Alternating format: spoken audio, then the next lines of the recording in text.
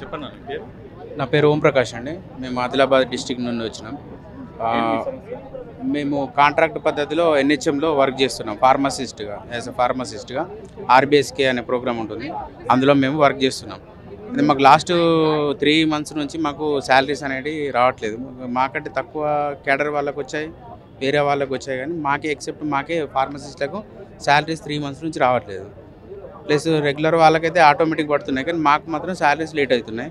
ఇంకొకటి మాకు pharmacist notification అనేది లేట్ అవుతుంది, డిలే అవుతుంది. అన్ని క్యాడర్లకు వేశారండి. ఫార్మసీ స్టాఫ్ నర్సులకు 8,000 వేశారు, డాక్టర్లకు రెగ్యులర్ చేశారు, ఎల్టీలకు వచ్చినాయి. కానీ ఫార్మసిస్ట్లకు మాత్రం నేను పుట్టిన కాడి నుంచి ఇప్పటి వరకు నోటిఫికేషన్ లేదు. ఒక నోటిఫికేషన్, అది 2018లో వచ్చింది. అది కూడా 2018లో మేము ఎగ్జామ్ రాస్తే అది 6 years పెండింగ్లో ఉండి దాని తర్వాత పోస్టింగ్లు ఇచ్చారు.